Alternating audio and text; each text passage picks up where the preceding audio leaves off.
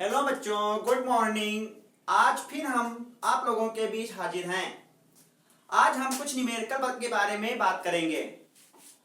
पहला क्वेश्चन है, एक कार्बनिक यौगिक ए है जिसका अणुभार 59 है में कार्बन की प्रतिशत मात्रा बराबर 40.57%, H की प्रतिशत मात्रा बराबर 8.53%, नाइट्रोजन की प्रतिशत मात्रा बराबर 23.65%, शेष ऑक्सीजन है। ये यौगिक ए ब्रोमीन और कास्टिक पोटाश से क्रिया करके अमोनिया जैसी गंध वाला एक यौगिक बनाती है। यही यौगिक नहीं, जो यौगिक बनता है यहाँ पे कोई यौगिक बी बनता है। जो ये बी बनता है ये नाइट्रस अम्ल से क्रिया करके अल्कोहल और नाइट्रोजन गैस उत्पन्न करता है। तो यौगिक ए को पहचानना है, कौन सा यौगिक ए होगा। ठीक, देखिए सबसे पहले हम क्या करते हैं, ऑक्सीजन की प्रतिशत मात्रा निकालते हैं। ऑक्सीजन की प्रतिशत मात्रा निकालने के लिए क्या तरीका होता है कि कार्बनिक यौगिक में जितने भी तत्व उपस्थित होते हैं सारे तत्वों की प्रतिशत मात्रा जोड़ लेते हैं और 100 से घटा देते हैं। अर्थात O की प्रतिशत मात्रा बराबर बनेगा 100 माइनस कार्बन की प्रतिशत मात्रा प्लस हाइड्रोजन की प्रतिशत मात्रा प्लस नाइट्रोजन की प्रतिशत मात्रा। क्या बन के आएगा, 100 माइनस कार्बन की प्रतिशत मात्रा है 40.57% प्लस हाइड्रोजन की है, इसको ऐसे चाहे लिख लो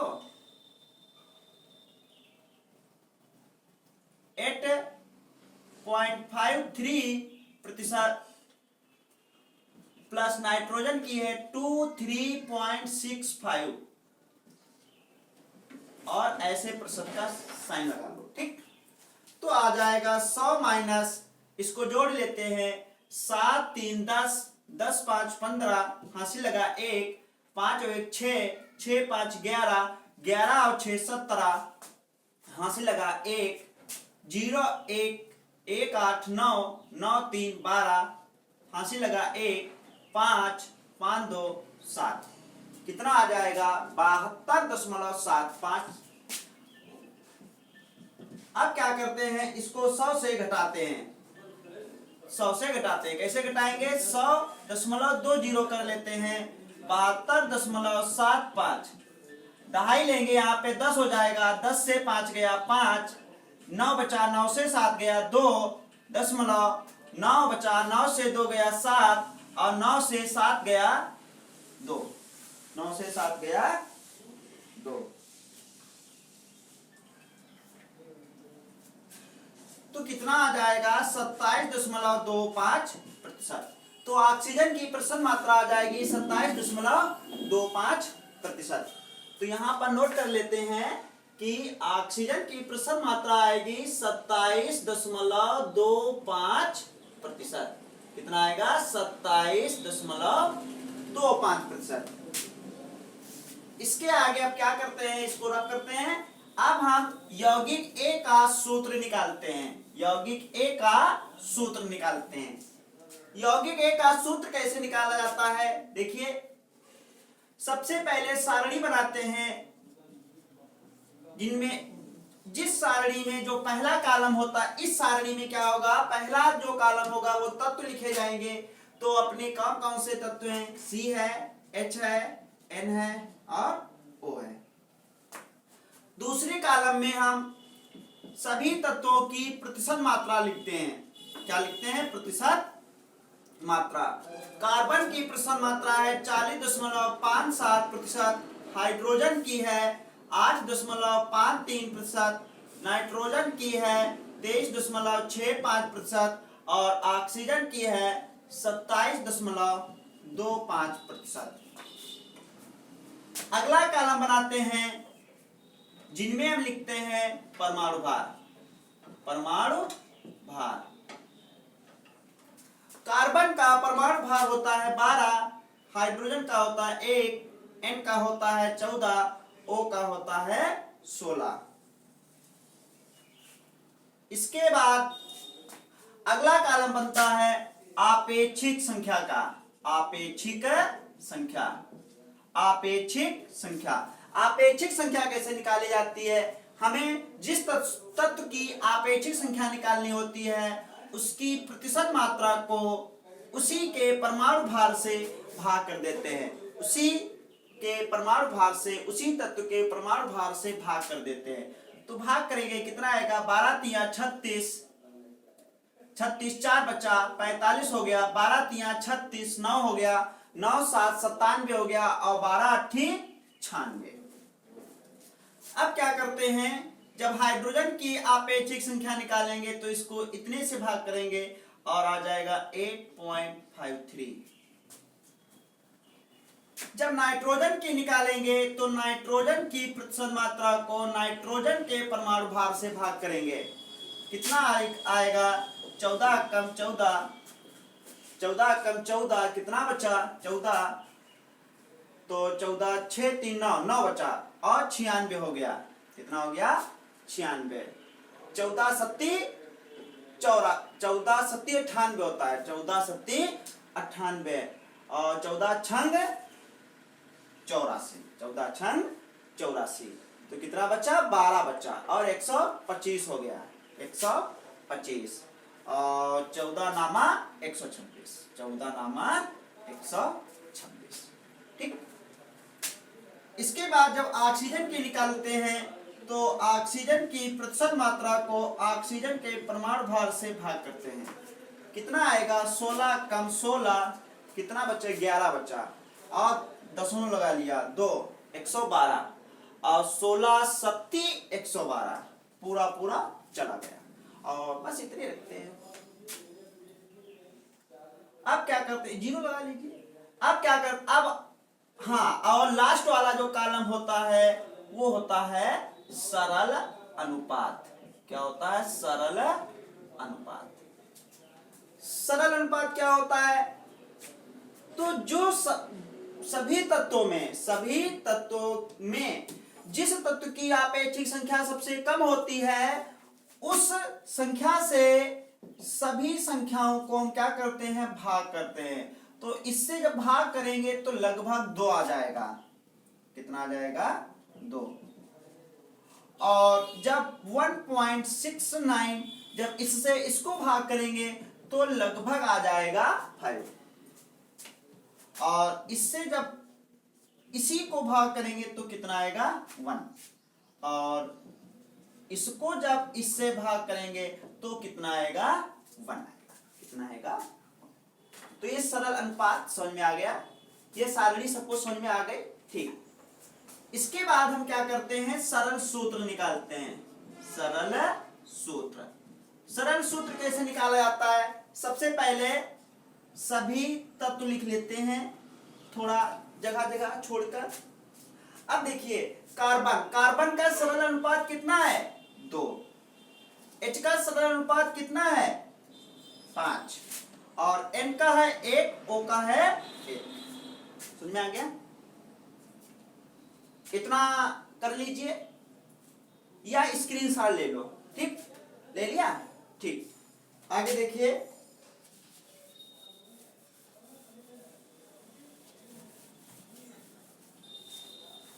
आगे देखिए अब क्या होगा। ये सरल सूत्र आ गया। इसके बाद क्या करते हैं?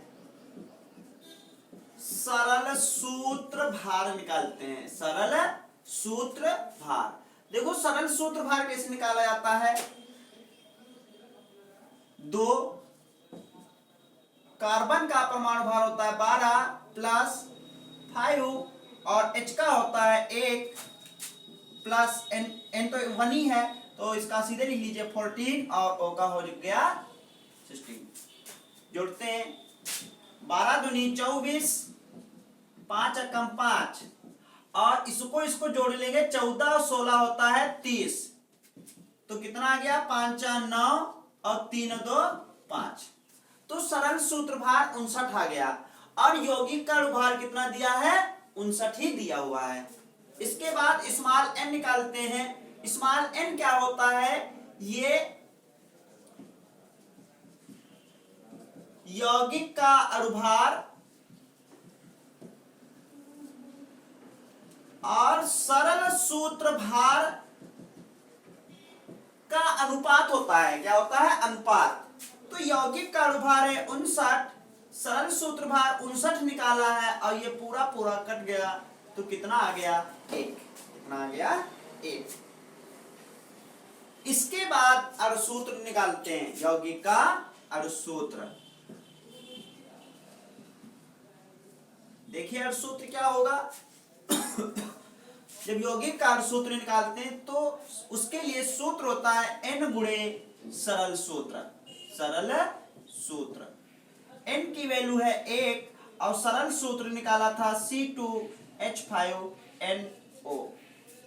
जब इसकी 1 से गुणा करेंगे तब C2H5NO ही रहेगा। ठीक। तो जो यौगिक A था जिसका अणुभार 59 था, तो यौगिक का अणुसूत्र क्या था? C2H5NO। क्या था? C2H5NO। ठीक। तो ये हमें यौगिक A का अणुसूत्र पता हो गया। ठीक, इतना स्क्रीनशॉट ले लीजिए। ओके, आगे। तो जो यौगिक का A है इसका अणुसूत्र क्या आया है? C2H5NO। ठीक। अब क्या करते हैं? अब ये दोनों रिएक्शन लिखते हैं तो देखिए क्या बनेगा। माना यौगिक A, जो यौगिक A है जिसका अणुसूत्र ये है, तो A कौन सा यौगिक होगा? CH3CONH2। माना यौगिक A CH3CONH2 है। देखिए यही अणुसूत्र बनेगा C2H5NO, वही है। ठीक। इसके बाद जो यौगिक A है वो ब्रोमीन और कास्टिक पोटाश से क्रिया करता है। जो यौगिक A है ये Br2 और KOH से क्रिया करता है। तो यहां पर 4 KOH लगते हैं। सबसे पहले ये बताइए रिएक्शन कौन सी है? ये रिएक्शन होती है हाफ मान ब्रोम एमाइड अपक्रिया। बहुत बार बताया हमने, ये कौन सी अपक्रिया होती है? हाफ मान ब्रोम एमाइड अपक्रिया होती है। ठीक। तो इसमें क्या होगा? हाफ मान ब्रोम एमाइड अपक्रिया में क्या होता है? जो ये CONH2 मूलक होता है ये NH2 में चेंज हो जाता है। बताया है। और क्या निकल जाएगा? 2KBr निकल जाएगा, K2CO3 निकल जाएगा और 2H2O निकल जाएगा। 2H2O। तो यौगिक A है Br2 और KOH से क्या करता है? तो अमोनिया जैसी गंध वाला यौगिक B देता है। तो अमोनिया जैसी गंध वाला यौगिक B कौन सा होगा? CH3NH2 होगा। इसकी गंध अमोनिया जैसी होती है। ठीक। तो यौगिक B क्या होगा? मेथिल एमीन होगा। और जो यौगिक B है, यौगिक B जो है ये नाइट्रस अम्ल से क्रिया करता है तो क्या बनता है? एल्कोहल बनता है। हमने क्या बताया था? जो NH2 मूलक होता है नाइट्रस अम्ल की उपस्थिति में OH में चेंज हो जाता है और एल्कोहल बन गया और NN2 नाइट्रोजन गैस भी निकलती है, साथ में एक अणु जल भी निकलता है। तो ये कौन सा एल्कोहल हो गया? Methyl alcohol. मेथिल एल्कोहल हो गया। क्या हो गया? Methyl alcohol. बहुत अच्छा सवाल था। तो यौगिक A क्या होगा? इसका नाम क्या है? एसेटेमाइड। क्या है? एसेटेमाइड। यौगिक B क्या होगा? मेथिल एमीन होगा। क्या होगा? मेथिल एमीन होगा। तो ये पहला क्वेश्चन समझ में आ गया। ठीक, आगे देखिए दूसरा क्वेश्चन, बहुत अच्छा क्वेश्चन था, ये आईआईटी में भी पूछा गया था। ये क्वेश्चन जो है आईआईटी में भी पूछा गया है। इसके बाद अगला क्वेश्चन है, इसके बाद अगला क्वेश्चन है, एक कार्बनिक यौगिक ए, क्वेश्चन नंबर 2 है, एक कार्बनिक यौगिक ए सल्फ्यूरिक अम्ल की उपस्थिति में, सल्फ्यूरिक अम्ल की उपस्थिति में एसिटिक अम्ल के साथ क्रिया करता है। किसके साथ क्रिया करता है? एसिटिक अम्ल के साथ क्रिया करता है। क्रिया करने पर एस्टर बनता है। क्या बनता है? एस्टर बनता है, बी, एस्टर बी देता है। इसके बाद जो ए है, इसका मृदु ऑक्सीकरण करने पर सी देता है। क्या देता है? सी देता है। और जो सी है 50% KOH, 50% पोटेशियम हाइड्रोक्साइड के साथ क्रिया कराने के पश्चात दोनों हाइड्रोक्लोरिक अम्ल द्वारा अम्लीय करने पर ए और डी पहले इससे क्रिया कराते हैं और फिर क्या करते हैं, HCl के साथ इसका अम्लीय करते हैं। इसको जब अम्लीय करते हैं तो क्या बनता है? ए और डी देता है। क्या देता है? ए और डी। जब C 50% KOH के साथ क्रिया कर लेता है, उसके बाद HCl के साथ अम्लीय करते हैं तो A और D प्राप्त होता है। D जो है फास्फोरस पेंटाऑक्साइड, फास्फोरस पेंटाऑक्साइड और फिर ये जो है फास्फोरस पेंटाऑक्साइड और फिर अमोनिया, अमोनिया के साथ क्रिया कराने पर ई देता है। क्या देता है? ई देता है। और ई जो है इसका निर्जलीकरण करने पर, क्या करने पर? निर्जलीकरण करने पर हाइड्रोसायनिक अम्ल, इसका सूत्र होता है HCN, ये देता है। ए, बी, सी, डी और ई यौगिकों की पहचान करना है। समझ में आ रहा है? बोलिए क्या होता है? ए एक यौगिक है जो H2SO4 की उपस्थिति में एसिटिक अम्ल से क्रिया करके एक एस्टर बी देता है।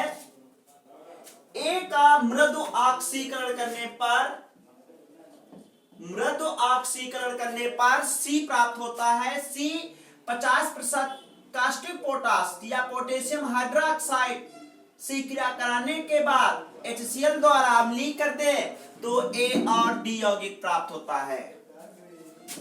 डी P2O5 के साथ क्रिया करने के बाद अमोनिया से क्रिया कराते हैं तो ई यौगिक बनता है।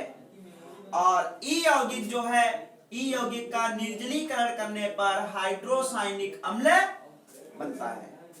ठीक, तो देखिए क्या होगा।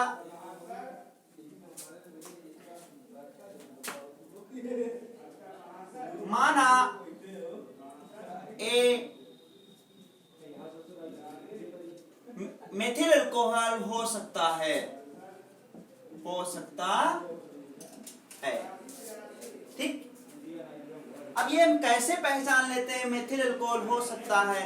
जब तुम लोगों को बहुत सारी रिएक्शनें, जब बहुत सारी रिएक्शनें आने लगेंगी तो पता चल जाएगा कि ए क्या माने, C2H5OH माने या CH3OH ही माने। ऐसा हम इसलिए सीधे अल्कोहल मान लिया क्योंकि यहाँ पे कह रहा है कि ए यौगिक इससे क्रिया करके एस्टर बनाता है। और एस्टर क्या होता है कि अम्ल और अल्कोहल की क्रिया कराने पर एस्टर बनता है। तो यहाँ पे अम्ल तो दिया ही हुआ है, दिया है कि नहीं दिया है? और यहाँ पे अल्कोहल एक होगा और अल्कोहल कौन सा होगा? CH3OH होगा। क्यों होगा? आगे देखो रिएक्शन। तो क्या है ए यौगिक जो है एसिटिक अम्ल से क्रिया करता है, वो भी H2SO4 की उपस्थिति में, तो एक एस्टर बी देता है। क्या बनेगा? OH और H निकाल देते हैं तो बन जाता है CH3 COO ये एक एस्टर हो गया। इसका नाम होता है मेथिल एसीटेट। मेथिल एसीटेट ये बी एक यौगिक हो गया जो एक एस्टर है। ए फिर से ए का मृदु ऑक्सीकरण करना है, मतलब कम ऑक्सीकरण करना है, तो इसका ऑक्सीकरण एक बार ही करते हैं और फॉर्मल्डिहाइड बनता है। क्या बनता है? फॉर्मल्डिहाइड। कौन सा यौगिक बनेगा? सी बनेगा। सी को क्या करते हैं? पहली रिएक्शन है कि इसकी 50% KOH, जब 50% KOH से क्रिया कराते हैं तो क्या बनता है? ये कैनिजारो अपक्रिया होती है। क्या होती है? कैनिजारो अपक्रिया होती है। एल्डिहाइड लेसन में पढ़ा होगा, एल्डिहाइड और कीटोन में कैनिजारो अपक्रिया। कैनिजारो अपक्रिया में क्या होता है? एक एल्कोहल बनता है और एक सोडियम लवण बनता है। ठीक, तो यहाँ पे कह रहा है जब 50% KOH से क्रिया कराते हैं तो ए बनता है। ए हमने क्या माना है? Methyl alcohol. तो ये यौगिक तो ए हो गया। डी क्या होगा? अब HCl से पहले इसको अम्लीय करते हैं। HCl से दूसरी रिएक्शन इसी में होगी। HCl से जब अम्लीय करेंगे तो जो सोडियम लवण होगा ये HCl से क्रिया करेगा और बन जाएगा HCOOH, क्योंकि NaCl जो होगा वो निकल जाएगा। ठीक, तो ये डी यौगिक बन गया। अब डी यौगिक P2O5 से क्रिया कराते हैं। फार्मिक अम्ल जो होता है वो P2O5 से क्रिया नहीं करता है, तो ये पहली रिएक्शन तो होगी नहीं। दूसरी रिएक्शन में क्या होता है? जब इसको अमोनिया के साथ गर्म करते हैं, क्या करते हैं? अमोनिया के साथ गर्म करते हैं तो ये बनता है HCOONH4। ये जो होता है ये शुष्क आसवन इसका हो जाता है। ये थोड़ी देर के लिए अस्थायी यौगिक समझ लो बनता है, तो इसका हम शुष्क आसवन कर देते हैं तो बनता है फार्मेमाइड। क्या बनता है? फार्मेमाइड। ये एक ई यौगिक होता है, इसका नाम क्या होता है? फार्मेमाइड। फार्मेमाइड। ठीक, अब ई हो गया। ई का निर्जलीकरण करना है तो इसका निर्जलीकरण कर देते हैं P2O5 की उपस्थिति में, तो क्या बनता है? निर्जलीकरण का मतलब होता है कि जल निकल जाए, तो H2O जो होता है यहां से निकल जाता है और बनता है HCN। ये क्या है? हाइड्रोसायनिक अम्ल है। क्या है? एक हाइड्रोसायनिक अम्ल है। तो क्वेश्चन में पूछ रहा था ABCDE यौगिकों की पहचान। तो ए यौगिक क्या होगा? मेथिल अल्कोहल होगा। बी यौगिक मेथिल एसीटेट होगा। सी यौगिक फॉर्मल्डिहाइड होगा। क्या होगा? फॉर्मल्डिहाइड होगा। डी फार्मिक अम्ल होगा। डी क्या होगा? फार्मिक अम्ल होगा। और जो ई है वो फार्मेमाइड होगा। ये क्वेश्चन समझ में आ गया है? स्क्रीनशॉट ले लीजिए।